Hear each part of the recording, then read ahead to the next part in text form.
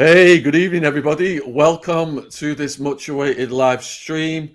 We've got Jen, we've got Carlon, aka Tiny, joining us this evening. We've been inundated with questions from people about what the hell is going on with these threats from Marvin.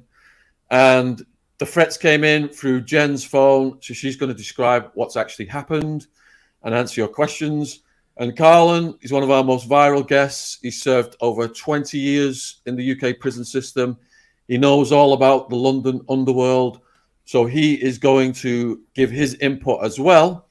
And if you are not familiar with what the hell is going on here, let me just give you a quick background before I hand it over to Jen. So about 2 years ago, 3 or 4 podcasters who had helped for years tried to destroy my reputation in a grab for my subscribers. It did actually start working out for them in the beginning. They called me every name under the sun. Those videos went to 2 million people. The ringleader was the Scottish podcaster. I was called a Jimmy Savile, a gay, a police informant, you name it. Everything under the sun, they call me. All those videos have been deleted off YouTube for saying lies and defamation. And that was what's kicked off what was called the podcast wars. I thought it was all over. We had a rumble with Marvin at the beginning of the year. That died down. It was squashed. I thought the whole situation was over. And now it has all been completely reignited by Marvin sending threatening messages through Jen. And Jen is going to explain what the hell has gone down. Where do I begin? I mean... how did he even get your number, Jen? Well, that's the fucking burning question, isn't it? How on earth did he get my number to then call me up in the afternoon? It was not in the middle of the night, and it wasn't off a withheld number, so I thought, oh, maybe this won't do work, and answered it, and he then proceeded to, goes, "Hi Jen, it's Marvin Herbert." I was like, okay. And I started texting Shaun straight away. I was like, oh my God, who is this person on my phone? Like, what's he trying to get to? And he turned around and said, "You need to get that podcast down." And I was like, "What podcast?" He goes, "There's a podcast you put up recently that is really dangerous." So I was like, okay. He wouldn't tell me which one. He said the person in the podcast murdered his friend's family. And I was like, okay, well, you're going to have to give me a name of fucking podcast because there's 313 of them. So I'm not a magician or psychic, so I can't read your fucking mind. And then he, kept calling my phone that day, and he left me that voicemail, which I forwarded to Shaun, obviously. And yeah, it was just. So what was the tone of what Marvin Herbert said to you? Basically, if we don't take it down, then basically we're going to suffer. Right, and what was your interpretation of that? Well, obviously I spoke to you straight away. I was like, oh my God, are we going to get fucking hurt here? And how's that affected your life, Jen? I haven't slept for fucking 3 days. And has your mum got involved? So my mum's really, really pissed off with this. Even her husband turned around and said he wants to kick the living shit out of that guy. It's been really, really intense because I'm a single woman who lives in Surrey on my own, on a ground floor apartment. Anyone could do anything to me at any point, and I am shit scared. So, Carlon, people in the underworld, if they're gonna do something, they usually do it. They're not announcing it online. What do you make of all this madness? Yeah, it's madness. I don't really know the ins and outs in terms of. I'm hearing obviously the background information now in terms of what the threat was about to take down the podcast. I don't know what podcast it was because you guys haven't told me. Do you know what podcast it was that you want to take down? Yeah, I've only just learnt last night that this was the Bestwood Cartel podcast that David Gunn, brother of Colin Gunn, they were the bosses of the Bestwood Cartel. So David Gunn, he came on. It's the only podcast I've ever done that the police have done an official response to. That was yesterday. And David Gunn's just put a shout out to you actually in the chat. Tiny, nice to see you out the pen, bro. So Shout I imagine out to David Gunn, man. We was on a food boat together in Full Sutton, man. Yes, Mr. Gunn. Salute you. This is the podcast that Marvin Herbert is now threatening our lives over, saying Okay. that we need to take it down. Like, he tells us what we can and cannot do on our channel. Well, I personally, I just think it's ridiculous. First and foremost, it's unacceptable to go around threatening women, females. That's first and foremost. Pretty sad to hear Jen's frightened for her life. I'm living in fear due to this Marvin fella.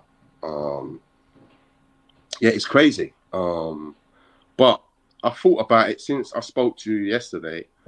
I've kind of thought about it deep. It's a sensitive issue for obvious reasons. And I believe Marvin's got mental health issues. So I think we need to be mindful of that fact that he has got mental health issues. And hopefully his family or friends, they will watch this and get him some help, you know, because I'm aware from speaking to you guys, when I've done the interview with you guys, I listened to those other threats that he sent you to blow up your houses. And if you was to release those, he'd go to prison for a very long time. So to be sending more threats now isn't really smart, because Jen's a civilian. Civilians go to the police. He's lucky he hasn't been arrested.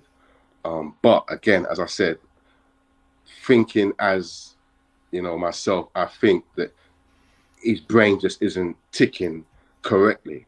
I don't really know much about him, really. I've never met him. Never heard of him until last year.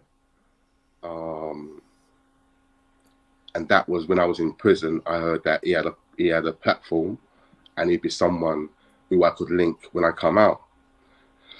So I touched base with him when I was inside.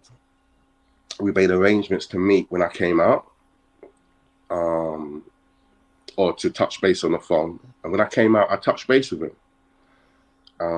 And obviously I was doing a lot of research. I'm asking everybody, do you know this guy? And no one knows him. I'm thinking, you're my age group. You know, you're telling all these gangster stories. You're prolific in London, but no one knows you. South, East, Northwest, nobody knows him. Until a month ago, I finally found one person who knows him. I'm not going to say where from, but they know him from way back. And they explained that he's got mental health issues. And he tells a lot of lies in his stories, makes up these stories. And the person said this, quote unquote. He said, Marvin, why are you lying to the people? And according to this source, who I trust 100%, Marvin replies, I've got to build a character. I've got to build up a character. That tells me it's someone who isn't really too well.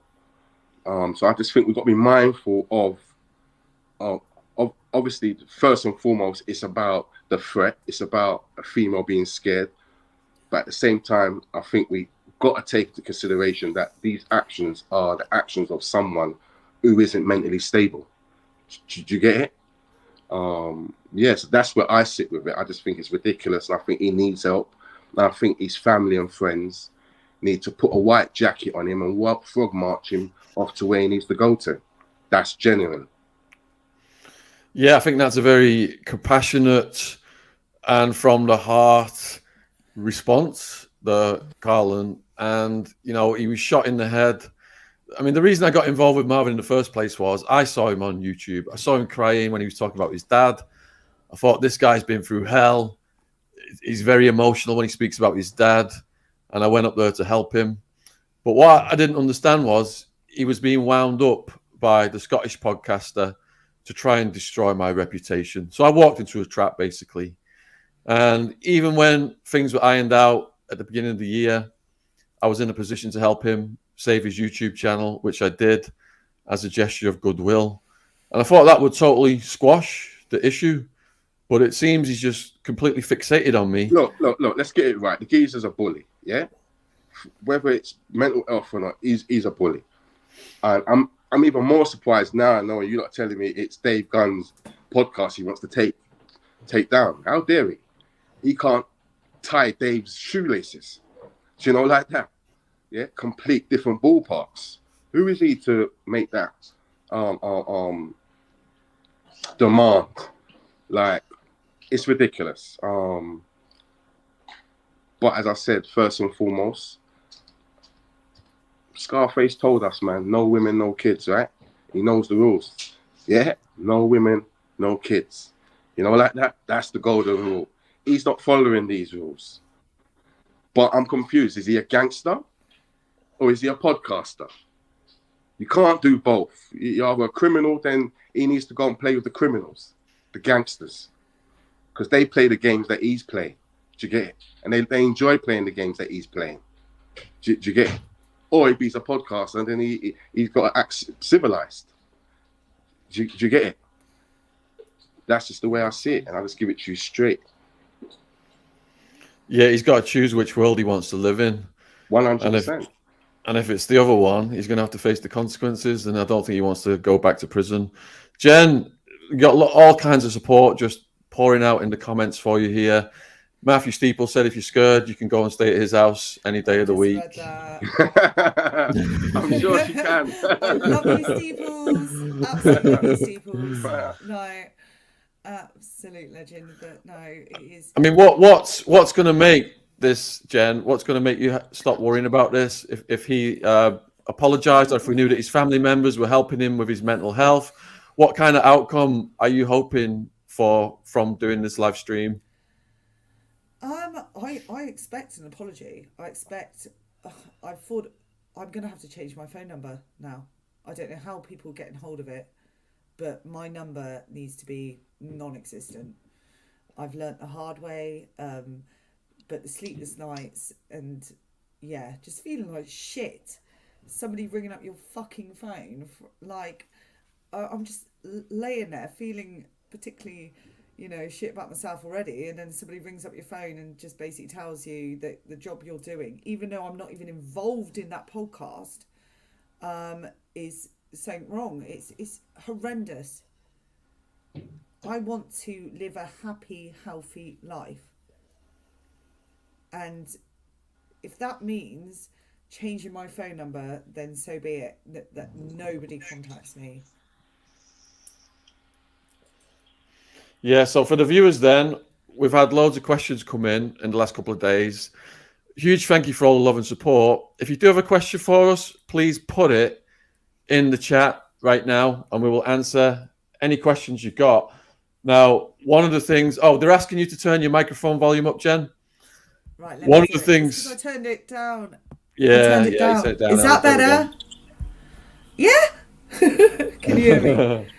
One of the things I'm wondering, because it was the Scottish podcaster James who set Marvin on me in the first place. I'm wondering, because Marvin is vulnerable with his mental health issues, if the Scottish podcaster has wound him up again to come back and do this, basically put him on the front line, cannon fodder, or Marvin's just fixated on me now and he's become a loose cannon and he's just continuing this on his own accord. Well, actually, I read in the chat to the video you put up. So somebody commented saying he's lost his home and his car in the last week. So he's lost everything, like it's been repossessed. So maybe he's suffering with serious mental health, and obviously losing everything could be quite suffering in itself. So maybe he's turning to YouTube because it's a comfort blanket. Do you think also because that's a possibility? That's going to have an impact on your mental health as well as if you've got mental health issues. But we don't know that. So, while we can be sympathetic, which and have empathy as human beings, until that is confirmed, while we're gonna be delicate with it, he needs to apologize, or someone on his behalf needs to basically cart him off to where he needs to go to. And apologize on his behalf. But he's a funny character, because I just want to just clear something up as well while we're speaking about him, why I didn't do the interview with him. When I came out, I phoned him, we touched base. he wanted to do the interview. It was, he said, "Yep, want to do it." Da, da, da, da, da. And at that time, I had it in my mind. I wanted to have the interview in like a restaurant or anywhere there was a long like mafia style kind of table, with a waiter like serving food. I now know you can't really do podcasts or interviews while eating food. It doesn't work. But in my mind, I'd love to. yeah, it doesn't work. But so I was like, okay. So I found 2 venues. I spoke to the owners of these venues, 2 nice venues, and I sent him videos of both spots. I said, take your pick. They was in Kent, and he's like, nah. I've got a big mansion. We can do it there. So I was like, well, there's 2 beautiful spots here. What's wrong with these? Give me till Wednesday. I'm gonna send you a video of the spot. So obviously, being from the streets, I've got alarm bells in my head. Why didn't this geezer want to do the interview at one of these 2 restaurants, public restaurants? Then he sent me this video of this house, and there were so many locks and these big doors, and they're creaking, and I looked at it in my power and went, fucking hell. I said, bro, I don't know who this guy's connected to or what he's up to, but if I ever went to that fucking place, I'd never come out. Yeah? And we laughed about it. And we said, they must, by the time we get there, there'll be plastic on the floor. Yeah? You know, yeah. And I just phoned him and ripped into him. I played you the voice notes, so you know, I just ripped into this guy like, what are you on? Kind of thing. Do you get it? And that's it. I had no more contact. I told him to go fuck himself, basically, because, ridiculous. But yeah, so just want to clear that up, because obviously when we're doing this, you know, he might want to give a counteraction. So just make that clear that I made the decision, that I thought that invite to that location, there was something behind it. You know, like that. So Well, you believe all those... he was going... Sorry. Go on, Jem. So did you truly believe he was going to rob you? I don't know what he was going to do. What I do know, as a street guy, I work with sixth sense. Do you get me? So that's first and foremost. And I don't really do pre-arranged meetings, even though now I'm rehabilitated and I'm flying straight. You guys know, when you guys done the interview with me, you came to the Strand hotel. And then, yeah, do you remember? Yes, and we fell off our chair. Yeah. And then for the second part of it, I took a black taxi because our car was trapped because of the marathon that was running. I took a black taxi from the Strand straight to you guys. Do you remember?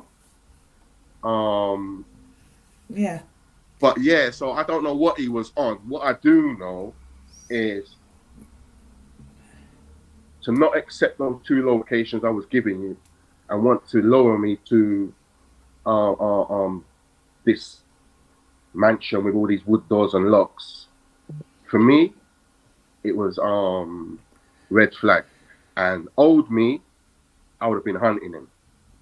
Yeah, from the minute he refused my first 2 locations, that would have been enough. I would have been hunting him. Old me, obviously knew me, just didn't look into it too deep. I don't need to deal with him. I don't need to speak to him. Just carry on with my life. All right, so we've had over 1,000 people jump on, Jen, since you at the beginning when you told everybody what's happened.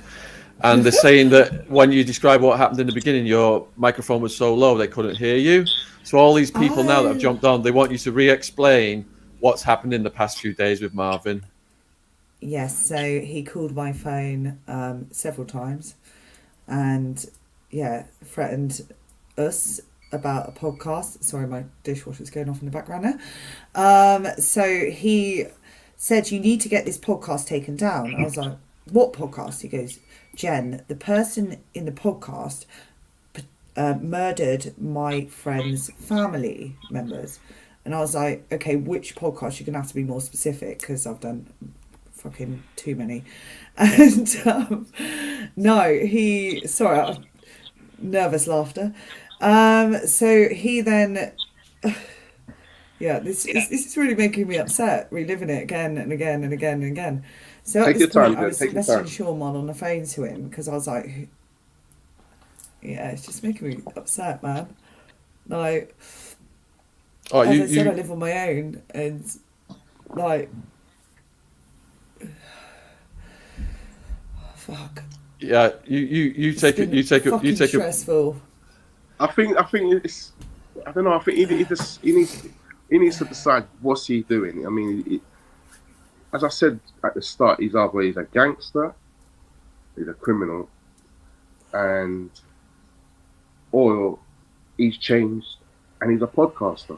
And the reason why I agreed to come on, apart from you guys have shown me a lot of love and whatnot, is because I was recently asked about 3 weeks ago if I would work with him because he's doing some form of project with kids. And I said no for obvious reasons.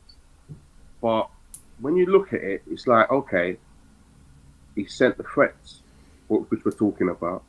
He sent previous threats to you lot to blow up your houses and your family's houses. There's the issue that I've already spoke about. He should be nowhere near kids. He shouldn't be nowhere near anybody.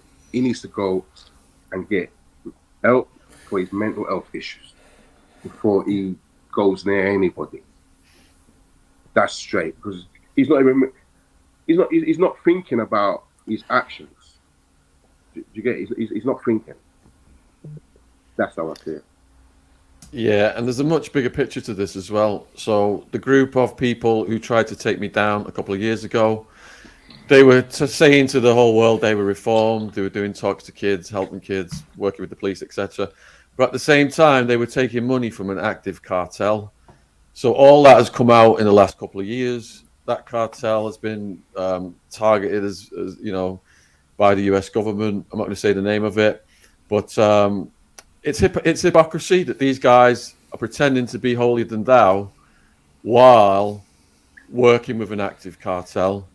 And it's like Carlon said, they got feet in both of those worlds. They got to choose one or the other. Now, the ringleader, the Scottish podcaster, you know, he was riding high. And once that got pulled from him, that resource, you've seen he's hardly publishing any podcast these days. And a reason is because of what he did to me. What he did to me. People are saying what he did to you was sick.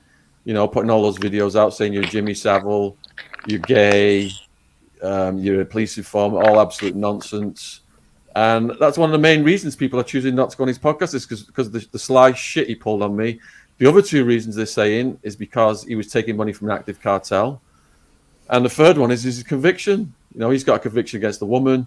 He tried to justify it by putting some bullshit video up out on his channel recently. Imagine if you could just do that, go court. Your Honour, everyone could go home today. I'm just going to prove my innocence. Oh, yeah, I punched a woman in the face. Yes, I punched a woman in the face in fast food restaurant, and that's okay. Yay. That Scottish podcaster needs to fuck off. Well, trying to destroy my reputation. They've just exposed themselves. They've all exposed themselves for what they are. And I don't think that the Scot wants to continue this. I think I'm suspecting Marvin, his mental health, he's a loose cannon. I think he's just ignited this on his own, because if the Scot is behind this, if we do find out the Scot is behind this, we are going to unload everything on my main channel that we have got on you. I've not done that so far. I have just justified myself to your attacks. I've defended myself. You seriously do not want to go there. If you are behind this, I suggest you back off. And as for Marvin, I still have all the calls you left on my home phone at the beginning of the year. Carlon can confirm what he heard. He's already said it. These are violations of UK anti-terrorism laws, what you've said. This is so fucking serious. Very serious. I would not want to put that out there. You are forcing my arm. You are destroying yourself. All these relationships you built with Netflix, the cops, the schools. You won't just lose your channel this time, which I saved. You will lose everything, Marvin. Think about that. You got it. You got loud. Have some common sense. Have some common sense. Stay on the straight and narrow. Yeah. Do the right thing. And apologize quickly, Agreed. humbly, publicly. Don't phone no one. No one wants to hear your voice. Public. Yeah, and yeah, I'm not accepting any calls from numbers that I don't know anymore. Someone just put Marvin's on Netflix. I was watching this Netflix show. Honestly, I'm going to give Marvin a salute for this one, because I was watching this show the other night. You Don't Know Who I Am or something.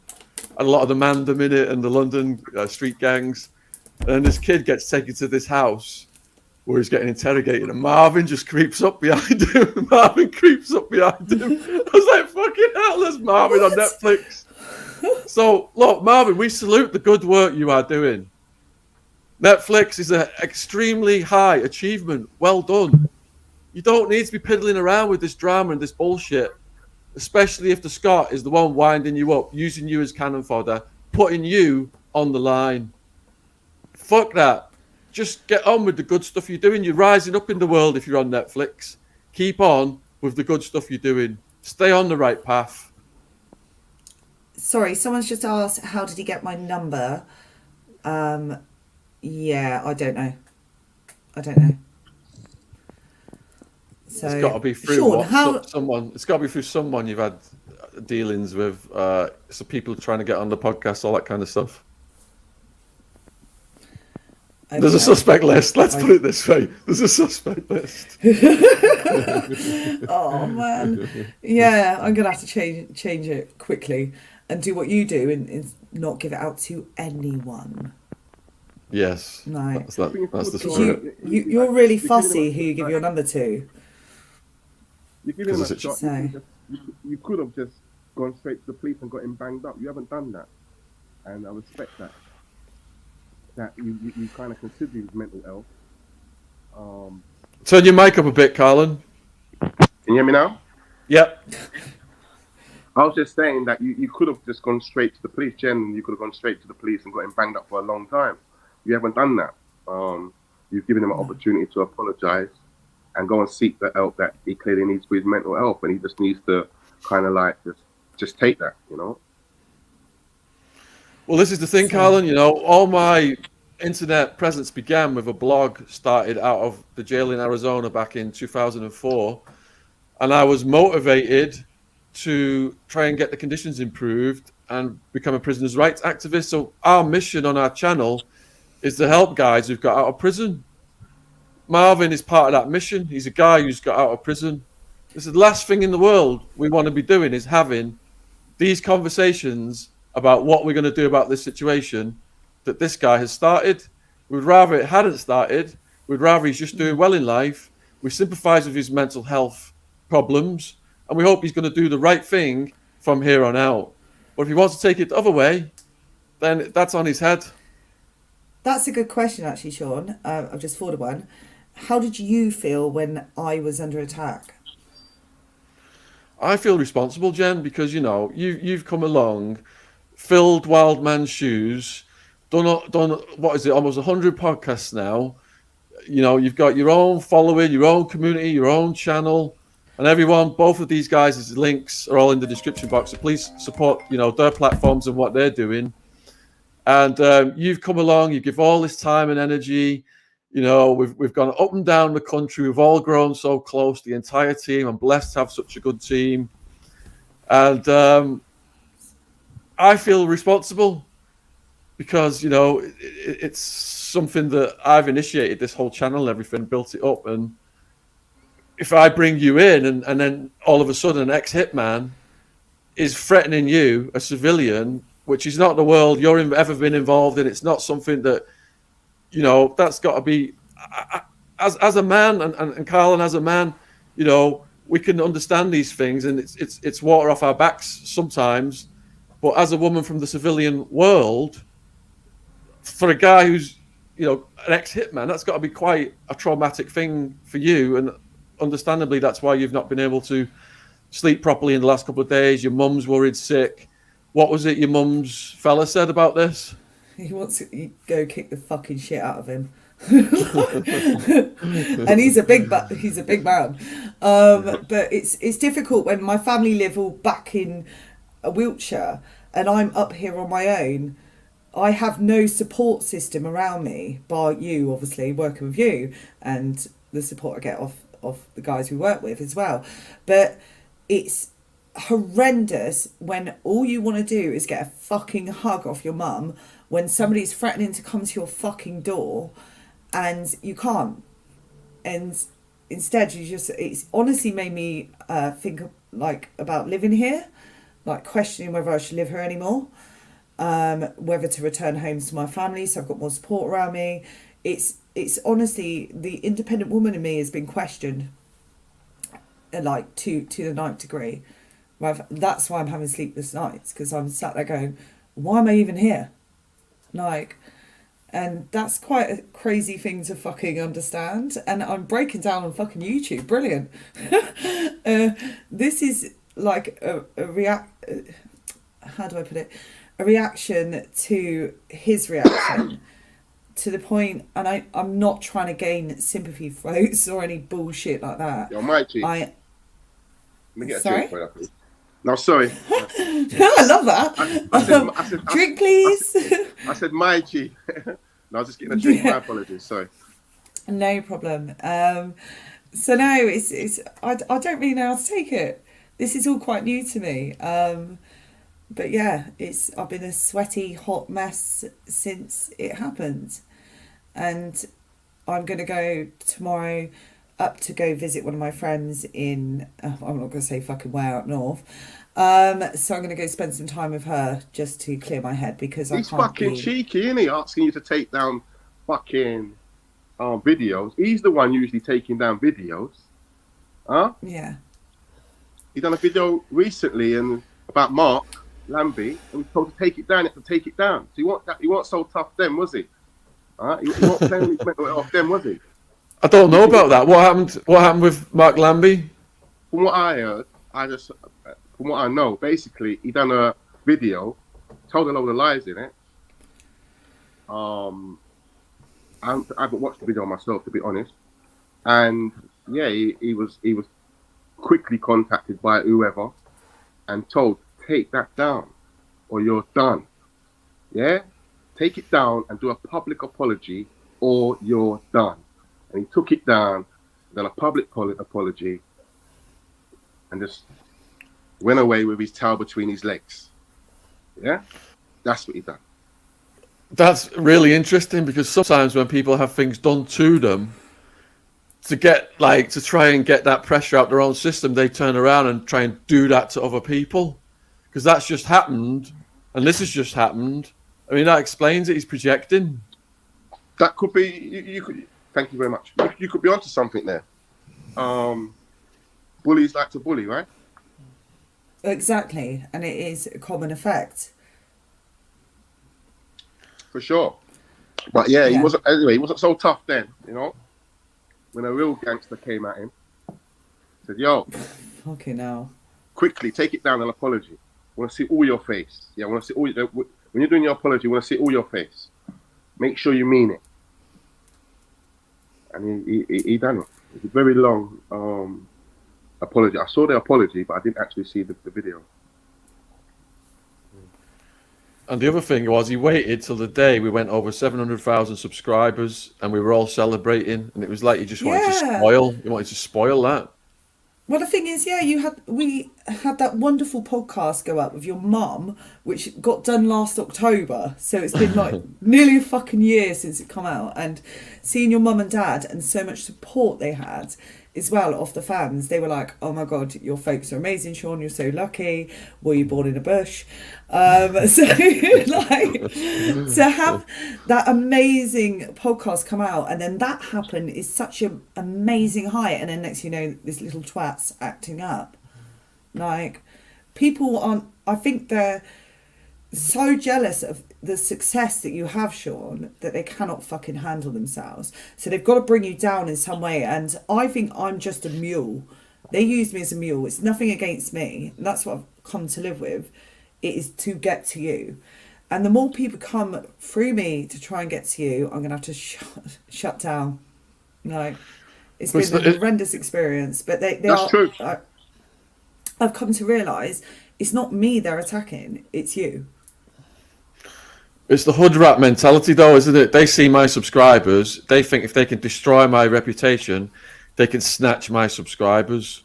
But it doesn't work on YouTube because once people go to war, everything comes out on Front Street and all their histories have come out now and it's just completely backfired on them.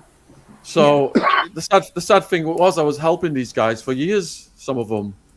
And we could have continued to collaborate. You know, I got some of them on True Geordie. I got some of them on Lad Bible.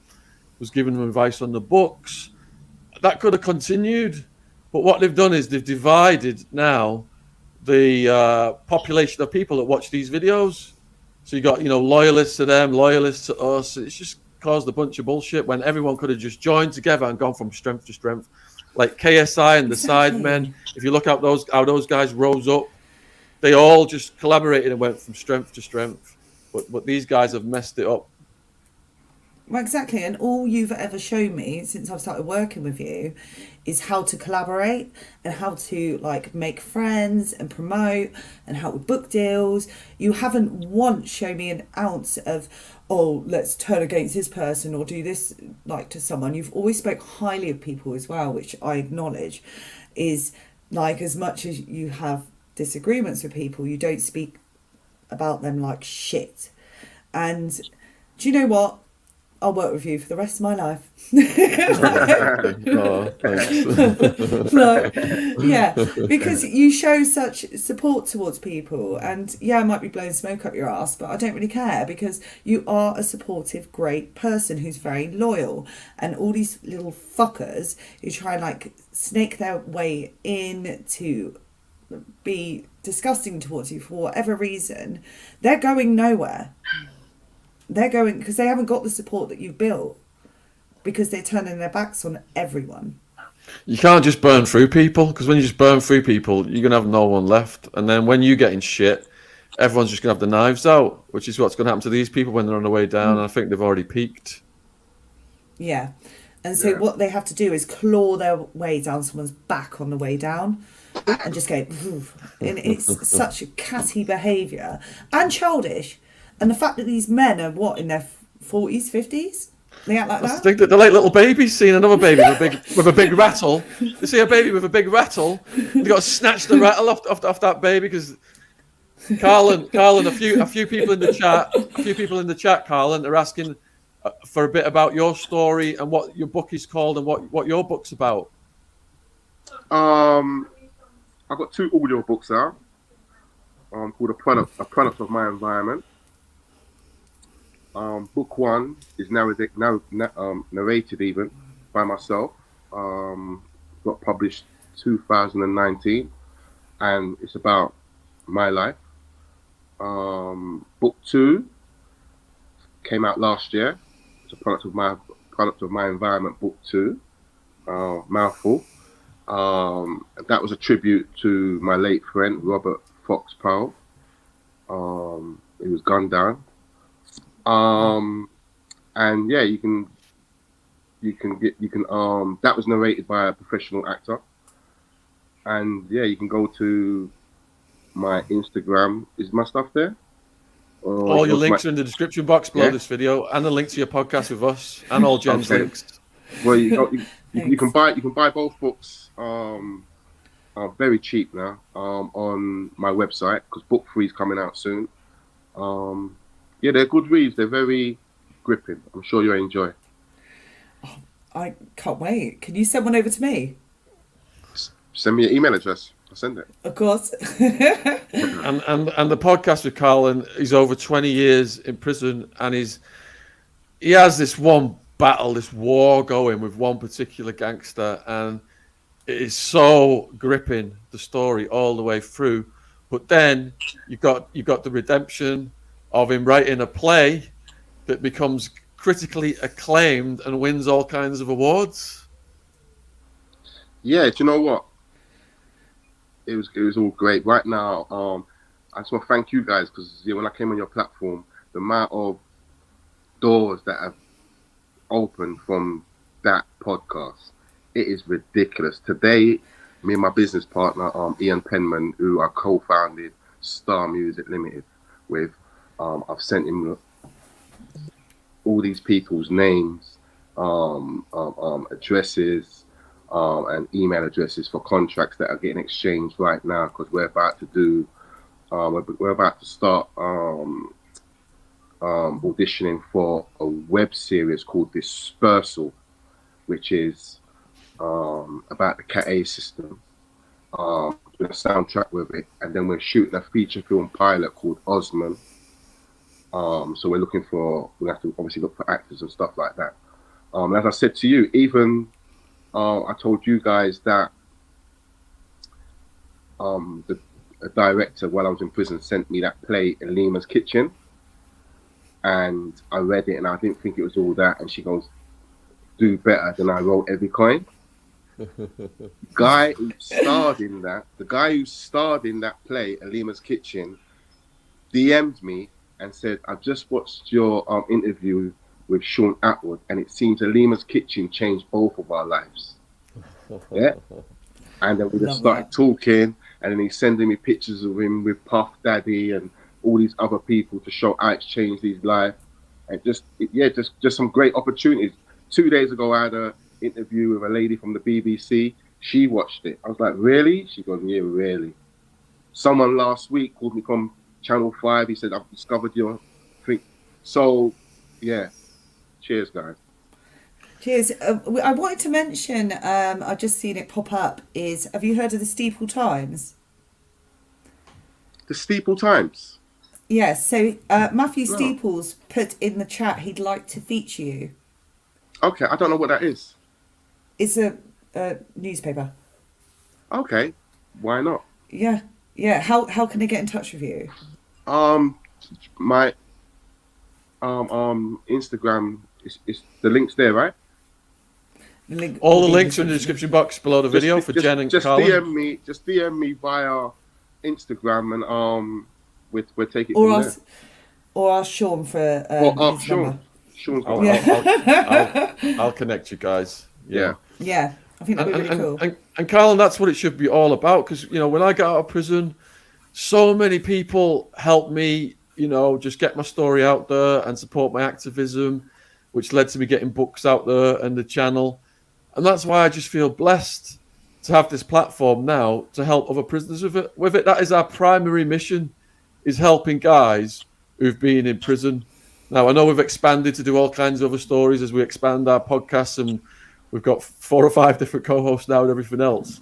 But that's our core value, is to help people. Our first podcast guest, Jamie Morgan Kane, so 34 years in California prison, found out he'd been adopted, sold to a wealthy American family, born on the Isle of Man, was deported back to London because he was not a US citizen and didn't know anybody. He ended up getting a book deal through his podcast, going back to the Isle of Man. We filmed him, and his life has been transformed. So that's what we want to be focused. We spent a lot of time. What do you think about part 4 with Jamie Morgan Kane, Jen? Fucking 6 hours. But when he tells a story, it's 20 minutes long per story. So he is the best storyteller ever. So we did 4 hours of him when we just arrived up to Newcastle. And the next day he popped back to give me his book, and he come back in. And then we got another 2.5 hours out of him, just sitting there having our morning coffees. He's mad. Absolutely mad, but such a great fucking bloke. Honestly, a lot of love. Jamie Morgan Kane. So. What's your thought, Shaun? Yeah, so Jamie's our most viral guest with 10 million views presently, so people are fascinated by him. He's going to have a second book. No, his second book is out now. And we're going to be putting those out as 2 sections. We're going to do the 4-hour one, and then we're going to do the 2-hour one after that as well. So parts 4 and 5 coming soon with Jamie Morgan Kane. Oh, it's brilliant. Absolutely brilliant. So what have we got coming next on the channel? So I'll turn it back to work. Dr. Das, Sunday night on Jimmy Savile and Madeleine McCann. Oh, yeah, that's a good one. And then we've got Sally in the Wood, if you want to tell people what that was about, Jen. No! Right, no! Right. If I haven't been scared enough in the past fucking week.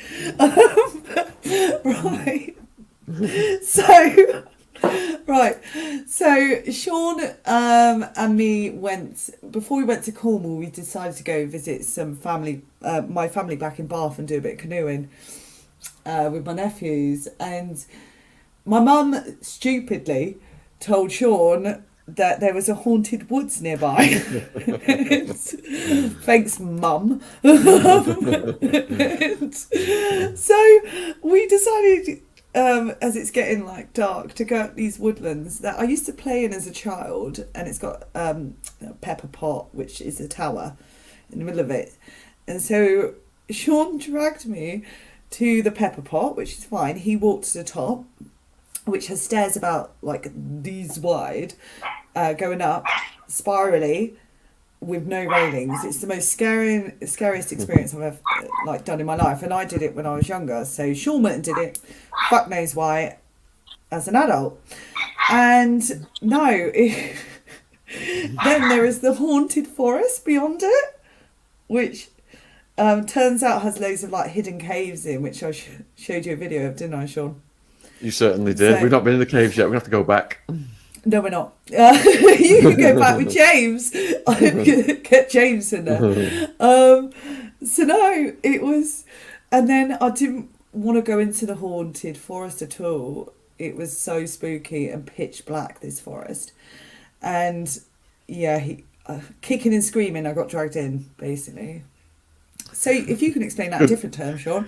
It's going to be good. It's going to be good. It's going to be good content. In the end, Jen shit herself so much she locked herself in the car and called her mum. Put it that way. And I did. Well, you're walking around. What was it you were saying around the forest? Spirit of the forest, show yourself. We must look like right idiots in it. But it was great fun filming. So Jen, some of the viewers are asking, interviewing all these people then over the last year or so, what's your favourite experiences been, things like that? My first interview was tug of war. So probably walking into that interview, not knowing, you didn't brief me or anything. You were like, yeah, this is Guy. I've done part 1. Go on in. And like not knowing what I was walking into.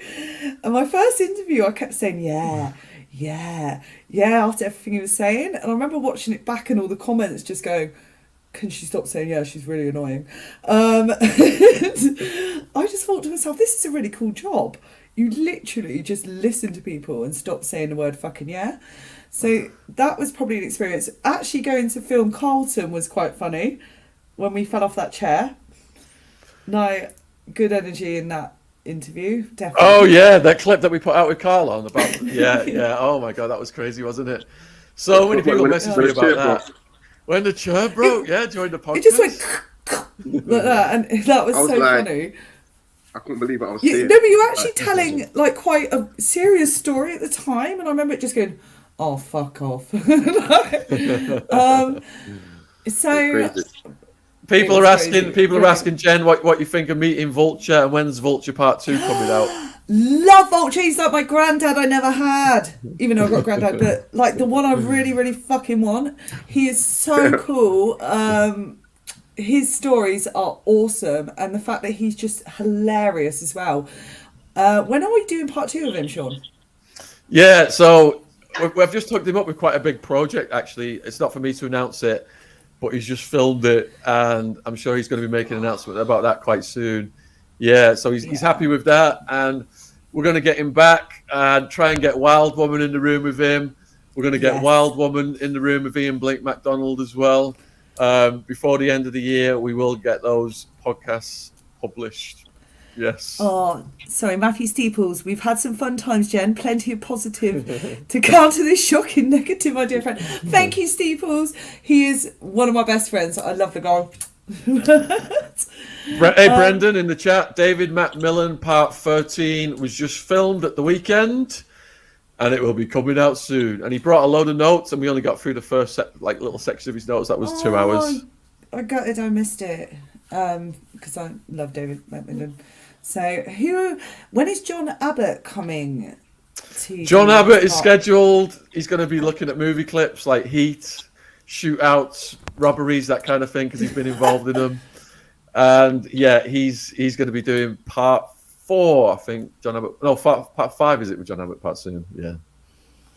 Oh, and we've And got coming how are your up- badminton skills with John Abbott Shit. on the hottest day of the year?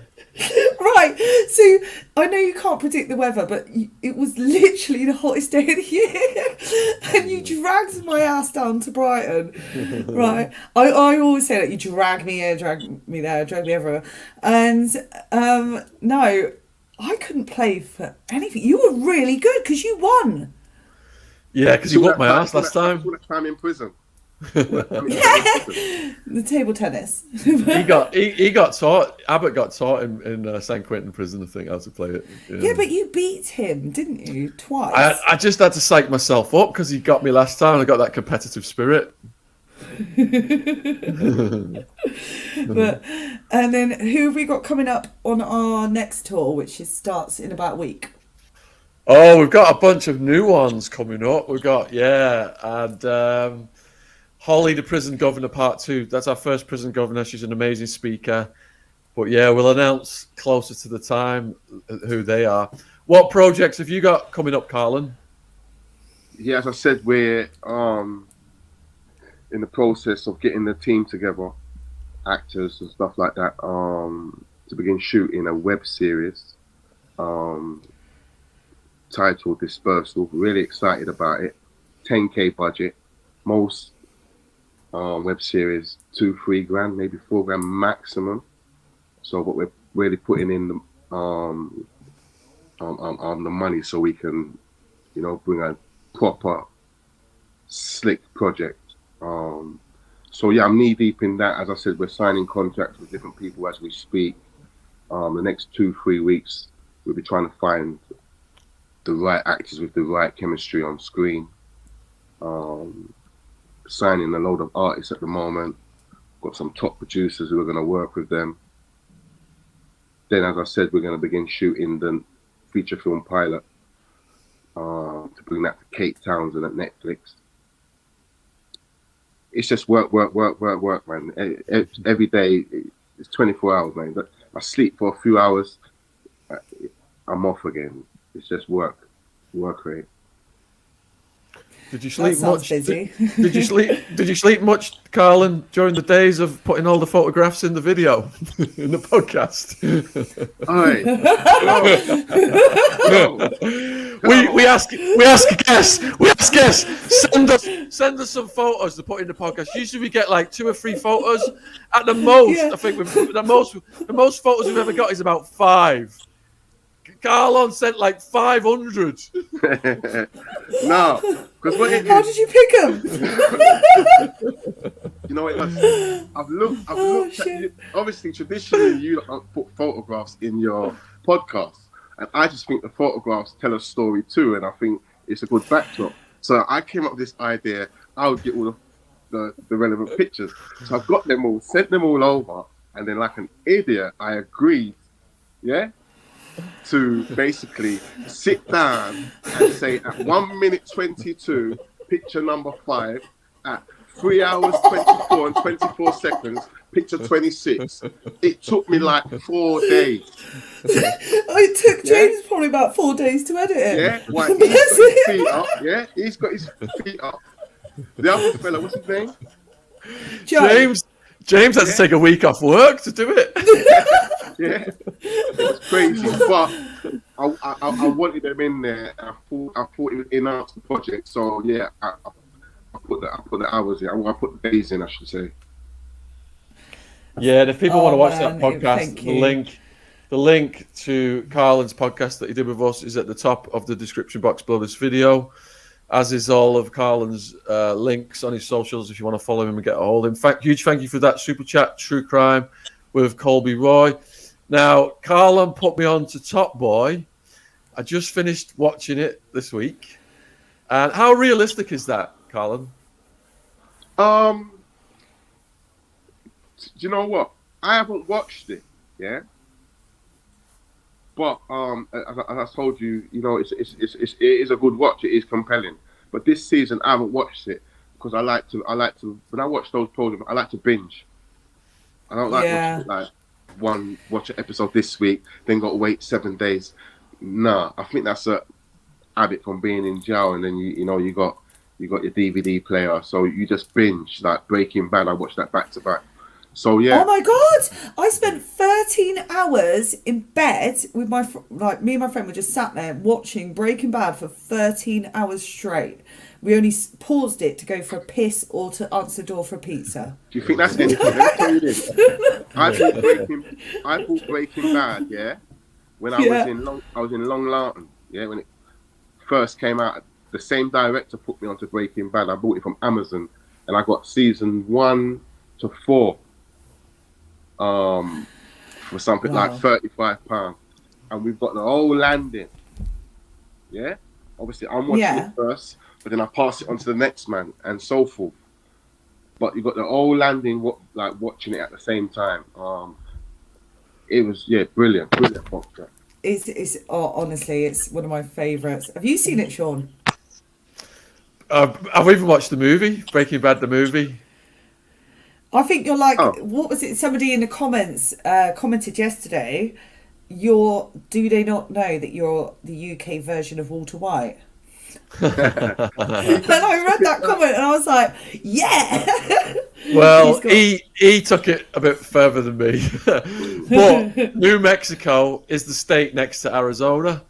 So all the exact characters he met, cartel, Mexican mafia, biker gangs, neo-Nazis, Aryan Brotherhood, they were all the same characters that Wildman introduced me to in Arizona.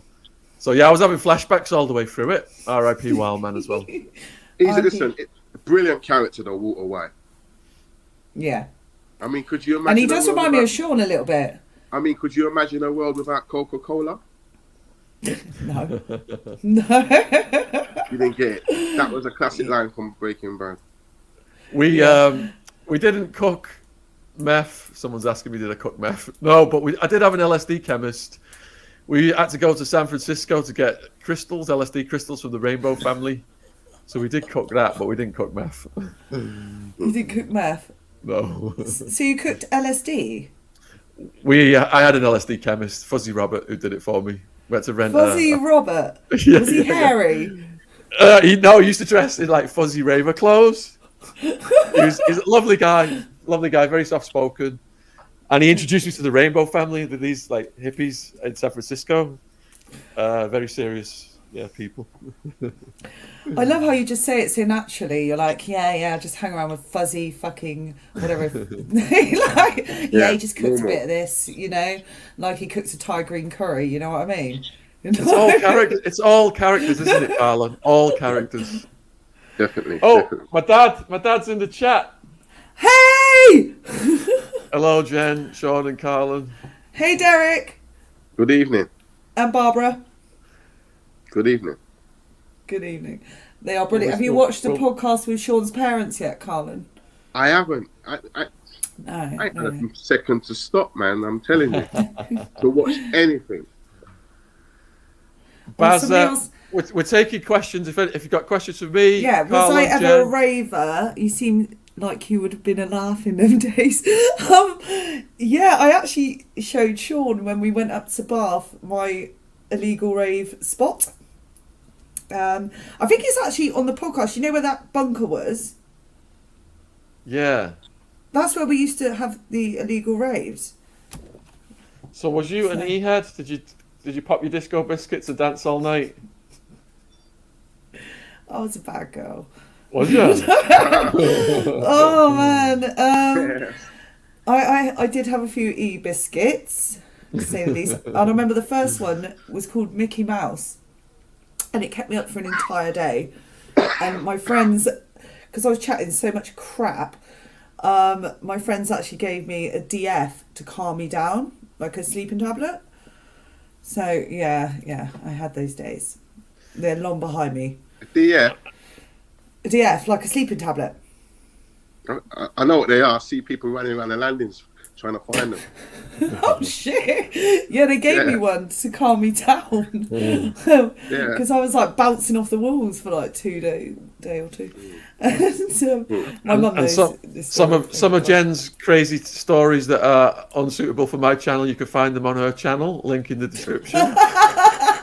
She does a lot. She does a lot of collabs with dominatrixes. Talking about my dating stories, yeah. So yeah, I've had a couple in the past year that is not even funny. Oh, Bigger Bang. Right, there was this when Wildman was about. Ooh, do you think Wildman prevented the podcast wars because he was so fucking cool? Right. The really insidious thing about the podcast wars is the circle of evil. You know, that 3 or 4 people, the Scott, the Scouse. I'm not talking Darren. I'm talking a different Scouse, and then Marvin. They all timed it to try and destroy my reputation when Wildman was on his deathbed. And Wildman was watching what was going on online. He was in his bedroom. He couldn't get out of his bed. He was like sleeping for like days at a time, and then he'd be awake for days at a time, and he couldn't get out of his bed. And he was weighing 29.5 stone. And I was speaking to him on the phone. God, I wish I'd recorded those conversations with him. Some of them were quite explicit about what he wanted to do to those guys, and I thought he was going to get back to health, of course, and he was going to do some responses online. But sadly, you know, how cowardly is that to wait till someone's best friend is on his deathbed to try and destroy his reputation, saying he's a Jimmy Savile, he's gay. Like in this age, saying someone's gay is a hate crime, and you know what's going through these people's minds to say all these things when your best mate is on his deathbed. But all those videos they made about me that got 2 million views have been taken down because they've been proven as pure lies and defamation. And if they dared to put any of that stuff up now, we hope they do, because we will strike their channels down so fast for cyberbullying and for defamation. And they know they can't do it, because if it was true what they said about me, they would be putting that up to this day. And these hiding in the fucking shadows, the darkness, like fucking roaches, these fuckers. No, if they peep their heads up and say these things again now, they're going to lose their channels entirely, because you can't put BS out there like that. And we know how to pull the trigger fast. Oh, sorry. Somebody just asked what it says on my top. The Glamourazzi's, sorry, there. So that's an award ceremony to do with Casby that's going on in October. And Shaun, me and Shaun have been nominated for an award. Yeah, and Jen has an organic cotton clothing company. Boomer and Jen, link in description. Right, I've just got a question. Shaun, what decade did you enjoy and why? 80, 90, 2000. All right, you know, I was at university, summer of love, late 1980s, and ecstasy. Like, I was going through some things, taking ecstasy. I danced, made friends, and hugged people all night long, and it had such an impact on me. I wanted to take that scene over to America. So I left in 91 for Arizona, and I started throwing the raves in Arizona in the late 90s. And then it ended up, you know, Sammy the Bull's crew moved in. But I have done a documentary with Sammy the Bull now. It's called Narco Wars, and I understand why he didn't understand what was going on at street level. He wasn't running it. His son, Gerard Gravano, was running it. We thought he was running it, but he wasn't. And I'm doing another one with him. It's going to be a 90-minute one. I'm going to speak to him on Zoom for the first time. So yeah, it's going to squash all that bullshit the trolls said about Sammy the Bull and me as well when this other documentary comes out. You say Sammy the Bull. John got his Sammy the Bull, yeah? Yeah, so he moved to Arizona. Okay. And there was an ecstasy ring came up in competition with mine. And we were like, who are these guys? You know, because we had a monopoly. We were running it for years. And we're wondering who the fuck are these guys? And it was run by this guy called Mike Papa, who is now in witness protection because he testified against the Bull. And then Mike Papa brought Gerard Gravano in, Sammy the Bull's son. And we met Sammy the Bull's son, you know, when we were arrested. And he told me he'd been heading an armed crew to snatch me from the Crowbar nightclub and take me out to the desert on one of those nights. But Wild Man and Wild Woman were with me and G-Dog, and we felt the atmosphere changed because the striptease dancer had called it into them. They had a bounty on me. we felt the atmosphere change and we left, and those guys just missed us. But again, you know, this is why I tell the kids, don't get gangsteritis. I thought I was Mr. Cool Guy living in $1 million house on the side of a mountain, thinking I was invincible. I'm in my 20s. And actually, I could have been murdered that night. That's how close I was. Yeah. It ends in the prison, the police, and death. And you've got a similar message, haven't you, Carlon, for the young people? Yeah, 100%. As I always say, the game's a lie, you know. You know, that fairy tale where, you know, you make a lot of money, you're rich, you buy the mansion, and you live happily ever after. It doesn't work like that. Death or prison. Exactly. That's how it ends, Exactly. you know. But they just got to know that, you know, they got to just be patient. Be patient. Don't act on their emotions. Sorry, it's kicking off in the chat right now. Somebody's commented that they're kind of kicking off on each other, asking if I'm single. Yes, I am. Little fuckers. And if you want to see pictures of Jen in her boots, knee-high boots, check out her Instagram. No, don't send them like it's some fucking OnlyFans, you know. So there's also another one, Shaun. They keep asking, why does Marvin want that podcast down?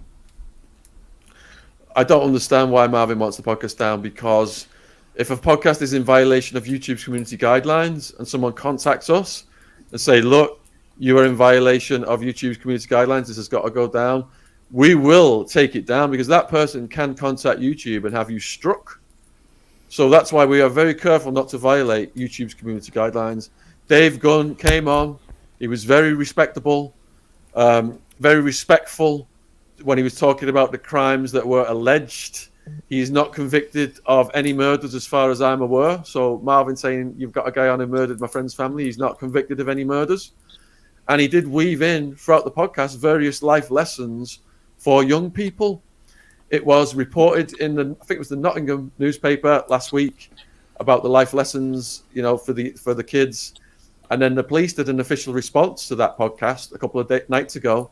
It's the first podcast we've ever done where the police have issued a public statement about it. And it's approaching 100,000 views in a week. And if people want to watch that one, it's the Bestwood Cartel boss interview. And the link to that one is also in the description box below the video. And we would love for people to tell us what Marvin's problem is with that podcast, if it is a violation, because, you know, no man has the right to tell another man what he can and cannot put on his channel. And no man has the right to hold another man responsible for the guests he has on his channel. We've interviewed almost 1,000 people. What they go and do or have done that I cannot control is not my responsibility. And that's a childish mindset, a controlling, bullying mindset to try and put that on me. But I understand if that was just put on you, you're looking to put that on someone else to try and feel big about yourself. Exactly. Great. Right, so next question. Who's the most influential person you have met? That's from... I don't remember their name now. That we've met. Carlon? You've met. Who's Yeah, the Carlon. most... Right, go on. Carlon first. It's not Dutchavelli. No. It's not Dutchavelli. I'll come Is it back me? to you. I'll let you go. Right, go on, Shaun. Yeah. You know, I did a protest to free Brendan Dassey and Stephen Avery from prison outside the American embassy with Miriam Margolyes. And she is hilarious, man.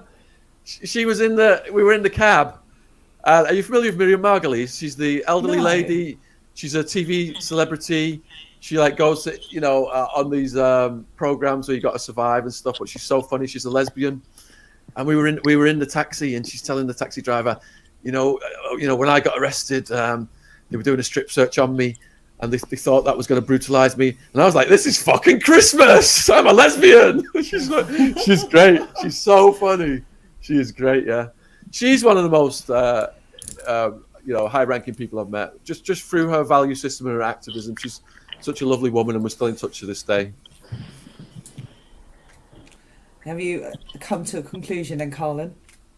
There's many, but I'd say one of the most inspiring would have been Richard Taylor, Damilola Taylor's father. You know, the young boy Wow. that stood in Peckham. Wow. His dad came into Franklin Prison many years ago, and they gave a speech. I remember one of the things that he said, which ingrained within my head, was that our leaders are here in prison. You know, many of our leaders are here. When you go home, we need you, kind of thing. You get it?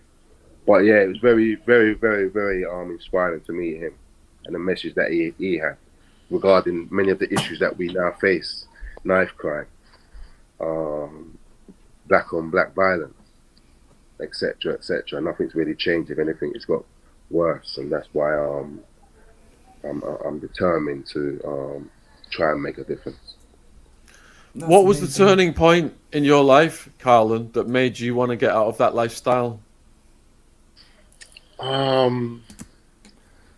was many turning points, but obviously getting a double life sentence with 100 years concurrent. Fortunately, my tariff was low, but yeah, during that sentence, obviously you mature.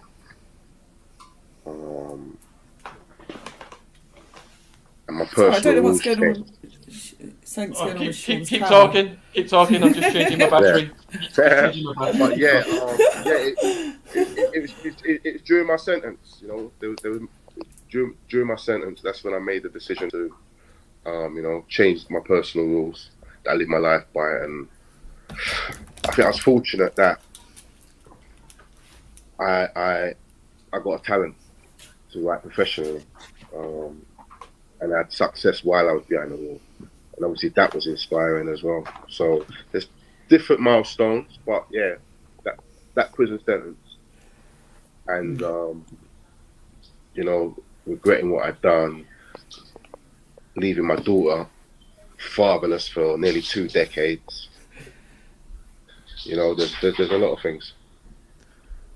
Carlon did over 20 years in the UK system. About People asking. 18. Yes, I've just seen that. In total, yeah, I've done more than that. But yeah, that sentence, I've done 17 years, 11 months. You know, it's one thing, Carlon, to like plan to change in prison, but when you got out, how hard was it to maintain that? For me, it wasn't. I was prepared. I was writing film scripts, documentaries, audio books, preparing for my release. Maybe 7 years before I got out. Anything I wanted to know off the internet, I got it printed off and posted into me. So yeah, I was prepared. And when I actually came out, it was from HMP Lewis. No, yeah, Lewis. I came out with a big milk crate full of film scripts. Yeah, I had about 40 emails written out. Yeah, ready to send when I came out. The day after I came out, I was in a hostel. I was just sending emails to all different people in film, theatre, etc., etc. I was ready to go, and I didn't stop. And within 3 weeks, I released my first audiobook. Wow, Brilliant, man, that's that. inspirational. One of the viewers, Carlon, has asked, what did prison teach you? Taught me many, many, many things. It taught me about myself. It taught me a lot in terms of, it taught me why I offend, why I was offending, what my triggers were.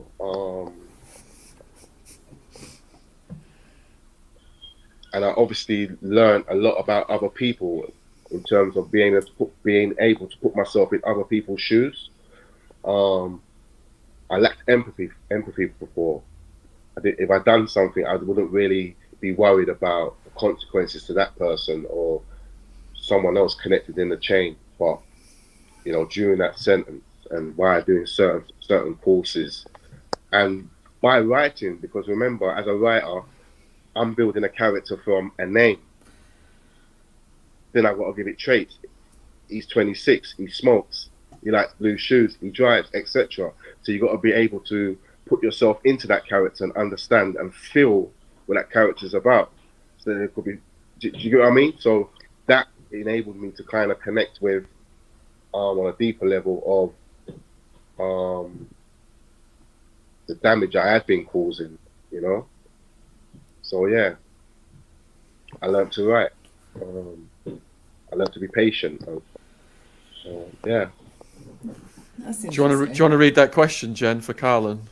What struck him about life on the outside after release, technology, etc.? So obviously coming out and the world's changed. How did you react or deal with it? Do you know what? That's a funny one, but I think that's one thing they do get right in terms of long term as you go through the system. Like I was A cat, then I got to B cat and C cat, and then finally you go to D cat, which is there to help you reintegrate back into society. Rehabilitate. No, to reintegrate. You're obviously rehabilitated already, really, if you're in an open. Well. No, if you're in an open prison, because your risk is that low that you're not a threat to the public no more. That's why they're D cats.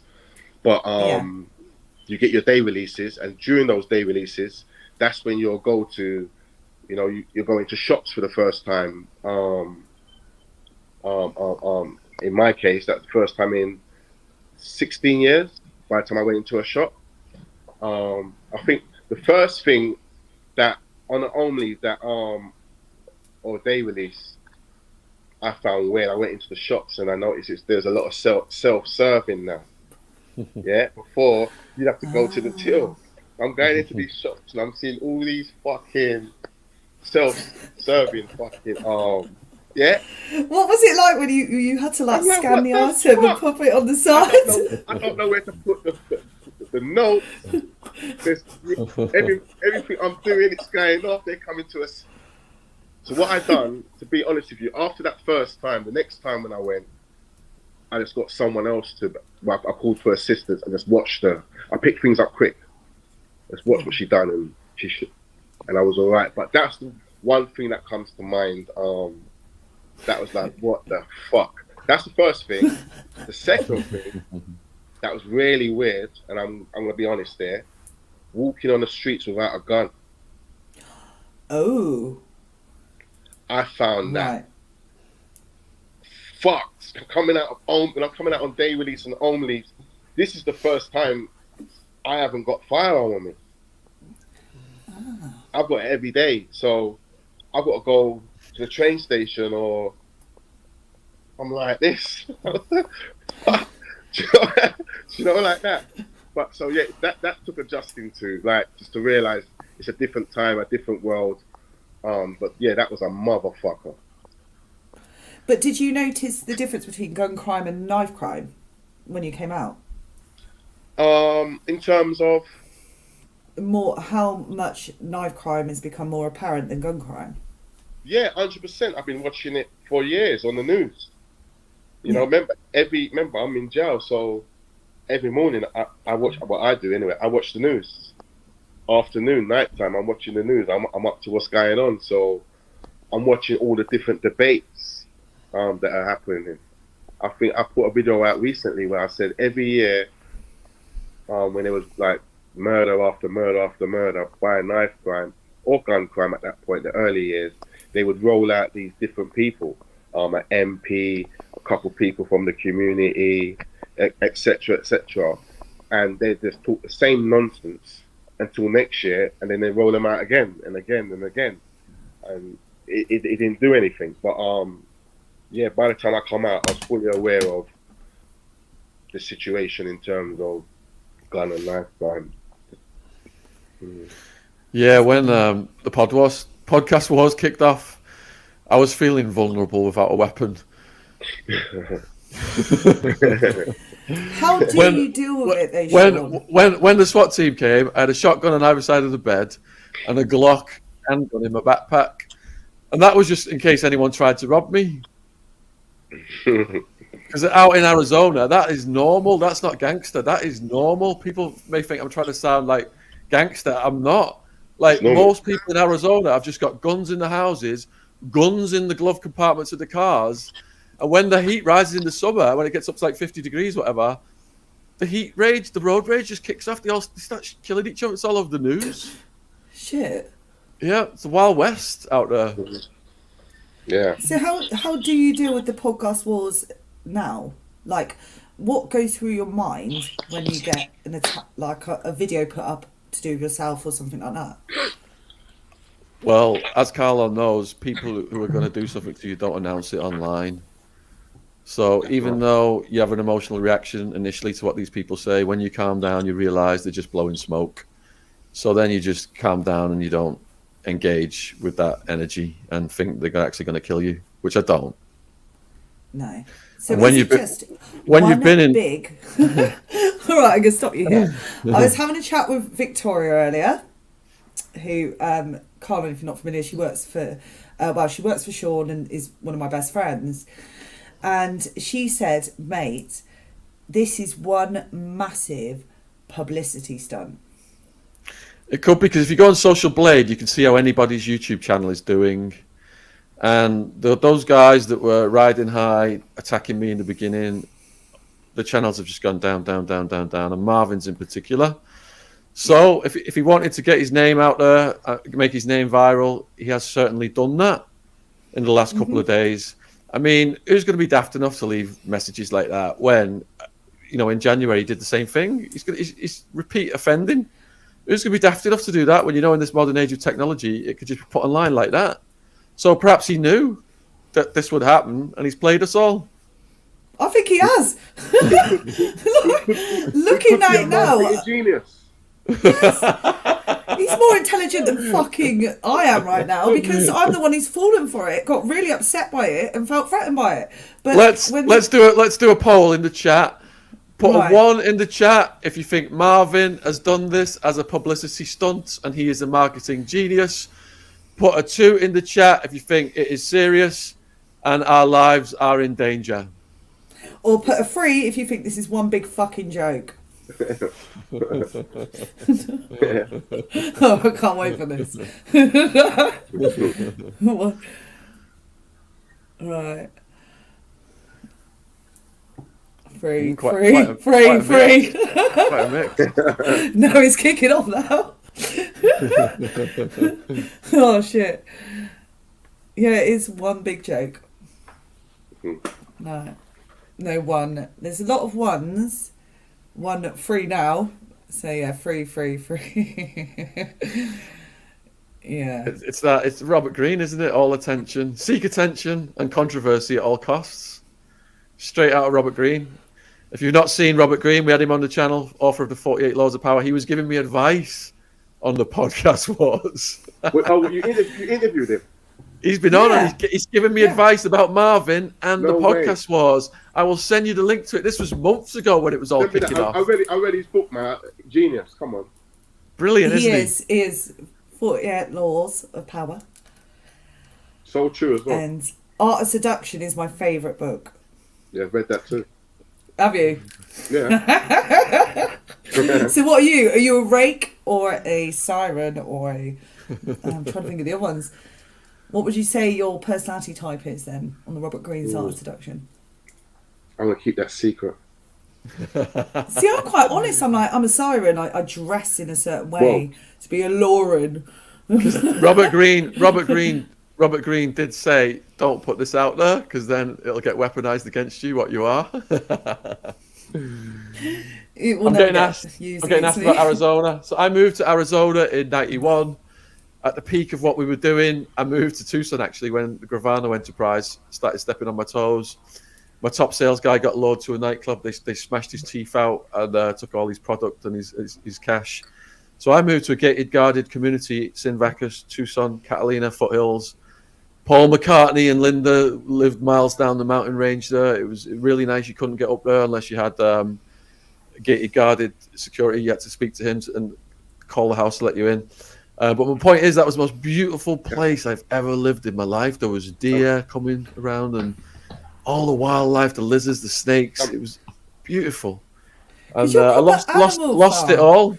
Lost it all because of choosing to get involved in drugs.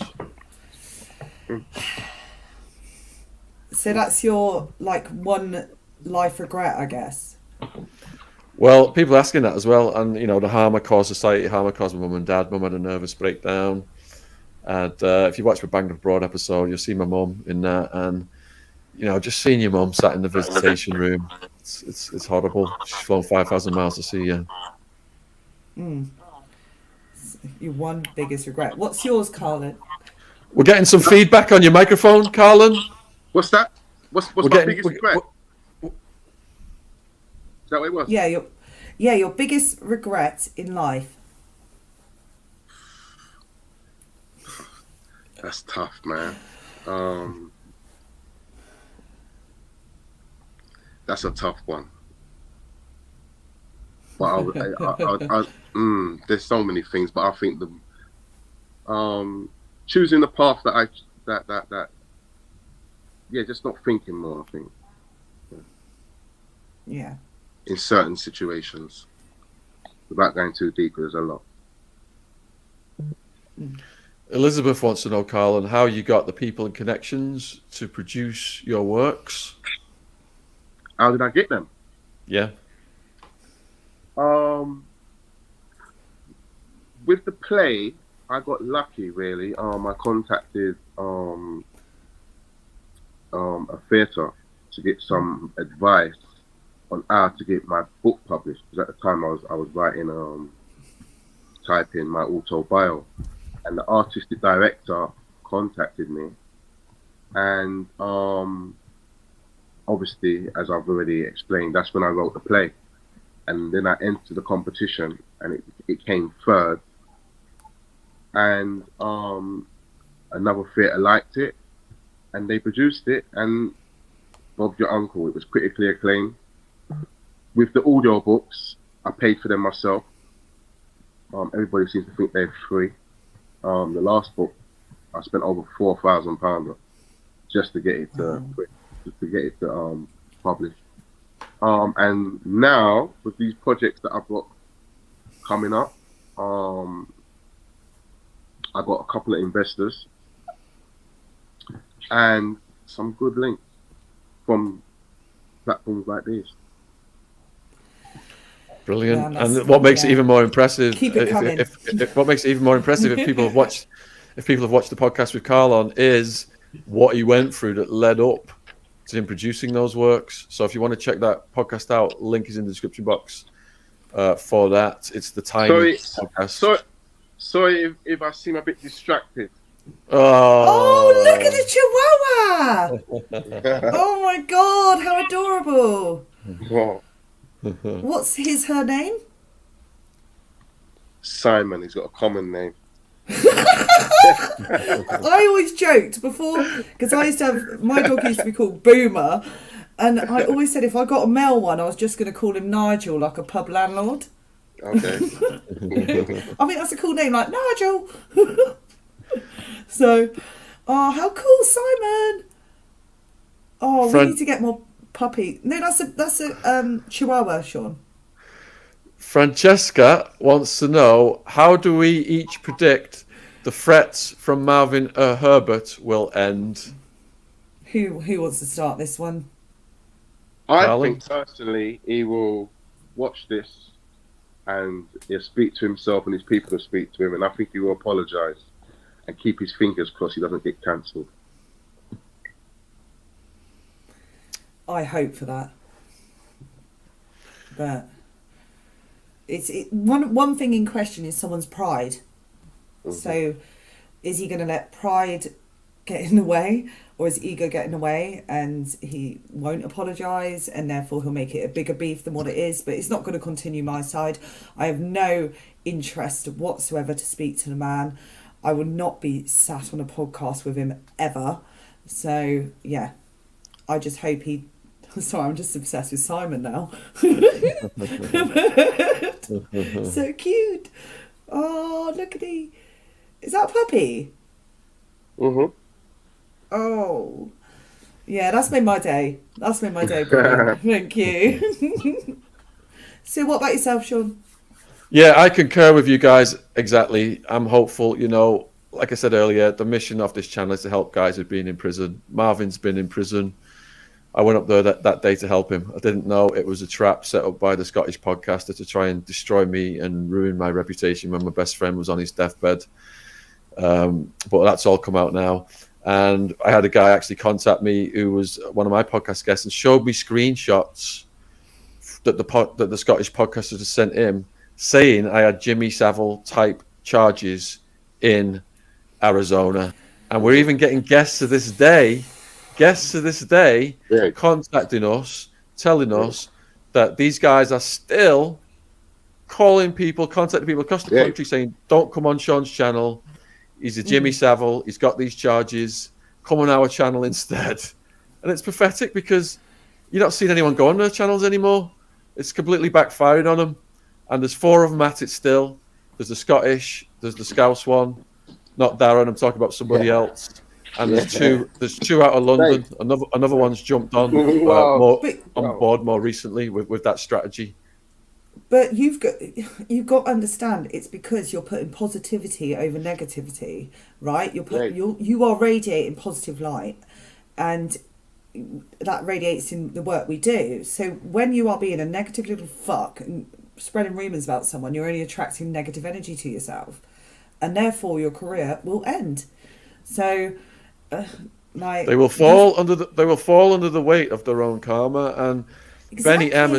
Benny M. I've always said to you, when you got a bit fucking head spinning about stuff, I've gone, just do the right thing, and then you can't go wrong. If you send off positive, you will get positive.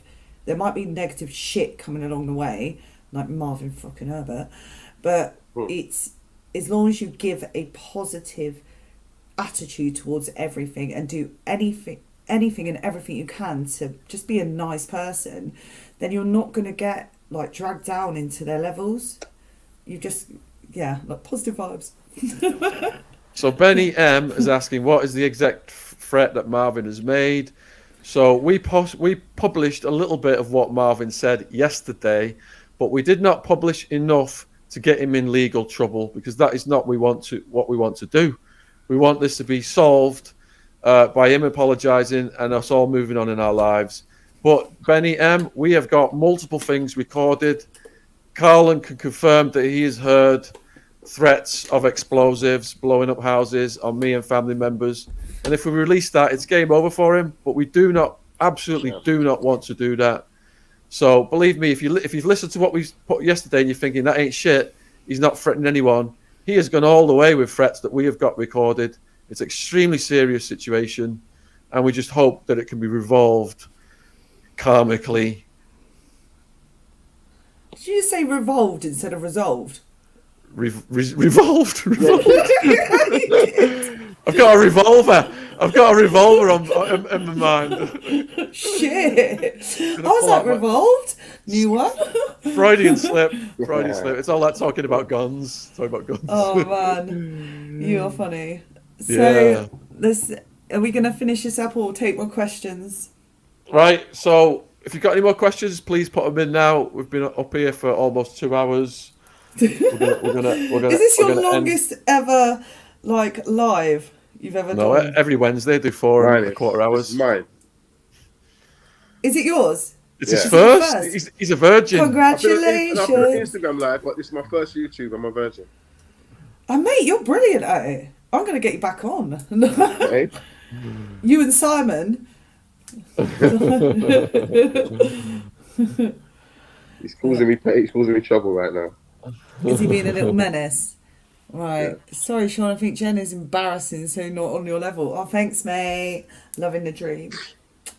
It's because you can't sit in my position and do my fucking job. So fuck off. Oh, thanks. Oh, we've got a Dutch Valley question for Carlon. Okay. Do you want to read that one, Jen? Sorry, I can't see that. I haven't got my glasses on. Can you read that? Did you see Dutch Chiavelli signing his contract with non-Chiavelli signing his contract with Dutch? He was pressed into it. Him telling the Indian man was not him being loyal; it was pitting them. Did he say? Did I see? Did he say? Carlon, did you see non-Chiavelli signing his contract with Dutch? No. I've never met the guy personally. So yeah. I love what Toussaint Emmanuel said is you all need to do this regular. Everyone loved the energy. Thanks. Shaun, invite him to 6 rounds at your local boxing club. I did call out the Scottish. I did call out the Scottish podcaster, and he just. I wanted kickboxing, and he said he ain't fighting the Karate Kid, so he refused. Is that what they call you, the Karate Kid? The Scottish podcaster said he ain't fighting the Karate Kid, and he refused. Yeah. Shit. Right. Who's the most dangerous man Carlon has ever met? Whoa. Whoa. Most dangerous man I've ever met. Thanks, Brendan, by the way. In Jamaica, a yardie. I ain't gonna say his name. A Jamaican yardie. And in Britain, I would say I've met a few dangerous, but British guys, I would say Gary Nelson, Tyson. Okay. And how would you determine he was dangerous? What impression did he give you? The impression is just a dangerous man. I'm not gonna go into his character. Did you feel fearful around him? No, not at all. It wasn't like that. It wasn't someone that I actually hanged around with, but obviously I went to school with him. But yeah, I'll just leave it as that. Yeah. Sometimes you can just tell. Yeah, you can just tell, innit? You hear stuff, you see stuff, you know how it is. Yeah. But yes, big wet. If they got these crazy eyes. Guys, that's number one. Yes, Big Wens would love to get Attwood Snowden on the channel doing a remote podcast with him. I'm going to have Ash reach out to him because we have had some hitters on like Richard Dawkins and stuff. So yeah, we'll see what we can do. I think we need Simon on the channel more. I think that's what I'm saying. I said, no word of a lie. I said to Shaun, I'm thinking of getting another dog, and I went, "Can I bring it with me on all the podcasts?" And he goes, "If it's small and it doesn't make a lot of noise." So yeah, here's a poll: who wants me to get a dog? 1 yes, 2 no, for the podcasts. And there you go, Shaun. You're absolutely screwed now. You can't go against dog lovers. Lou said, respect to all 3 of you. Don't let Marvin play with your emotions. Keep it real and good night. Oh, brilliant. Thank you, So Lou. yeah, and all ones. So decision made, Shaun. We are having a podcast dog. Oh shit. So, Yeah, that's what we need. Shaun Smith on a podcast. Yeah, I've watched this stuff too. Right. So, has anyone got anything else? Oh, we're getting asked who the Scottish podcaster is. His first name is James. I'm not going to say his second name because he'll get the channel taken down. he'll get the video taken down. Yeah. Anyone? All right. So, what we're going to say in conclusion then to the people, I'll put another poll out there, and we could discuss that before we go, perhaps. So, put a 1 in the chat if you think Marvin is going to see sense in what we've said tonight, and this is going to be resolved amicably. Put a 2 if you think this is just going to completely blow up, and the podcast wars is going to go mental all over again.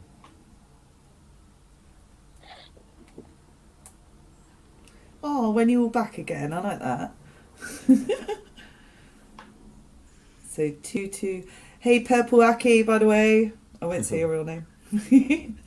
We want to get the real Purple Aki on the podcast. We've had so many stories about him.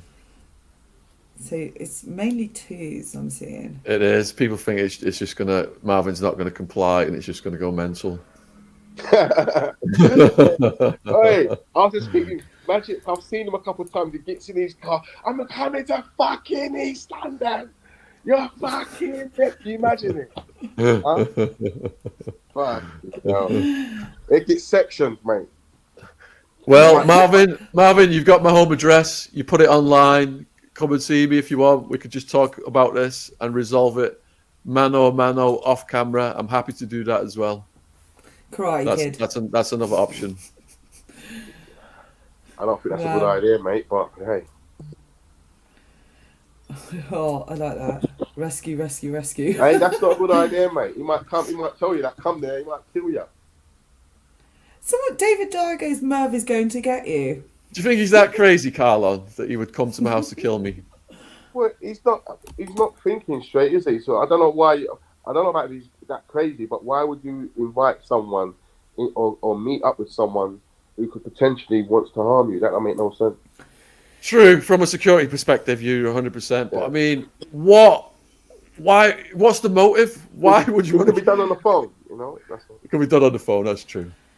Well, But I hope he it doesn't can go ring my public. fucking If phone. he's sincere, it go public. You know, that should be the first step. Yeah, not Jen's phone, definitely. No, not again. I need a good night's sleep tonight. Honestly, it's ongoing. I mean, suppose he phones you tomorrow, yeah, and he comes round and you're having a cup of tea. How's Jen gonna feel? Hey, he's round yours having fucking biscuits and tea, talking bollocks. Hey, why Jen's having nightmares? You sure? Marvin, you've got my home number in Guildford. It's not changed since I gave it you. Call me on my home phone in Guildford, and we can discuss this if you want to sort it out properly. Yeah, that's a better Shaun, option. sorry, how did he get your home number, not your mobile number? I was Who has helping a Marvin. home number? Yeah. You got to realise, Who has Jen, a fucking Stop home when you go on the number? floor. Like, I was helping Marvin, Jen. I gave him all my numbers, gave him my address. When I went to his podcast, Yeah. his mate came to my house. You're not gonna win this. He knows everything about me. well, yeah. I'm glad it's just my mobile. But yeah. All right, then. Huge thank you to everyone in the chat. Please support Jen and Carlon. They've been so generous with the time this evening, answering all the questions and everything. All the links are in the description box below this video. Check out Carlon's book. Check out Jen's Insta on her YouTube channel. And check out the podcast we did with Carlon. It's under Tiny. And also, if you want to see the podcast that Marvin is beefing over, it's the David Gunn Bestwood Cartel podcast. Link for that is in the description box as well. If watch it and you let us know if you think there is any valid reason that should be taken down. Because for the life of me, I can't see any valid reason. And I know Dave Gunn, he's been in the chat tonight. He's not going to be happy finding out about this either because there is no valid reason. He put life lessons in there for kids. He was very respectful to everyone he spoke about. So, yeah, it just seems a completely invalid issue to me. And that's the bottom line of the whole thing. There's more going on in his head to be blowing up over that. There's much more going on in his head than I can understand. But yeah, thanks guys. All right. On that note, good night, everyone. Much love. Good night. Take care, everyone. See Cheers. ya. Thank you Look for after watching. yourself, then. Don't forget Cheers, Sunday night. mate. Bye, Sunday Carl. night. Next podcast Sunday night. Jimmy Savile and Dr. Das on Madeline McCann and Jimmy Savile. Take care. Cheers. Thank you. Bye.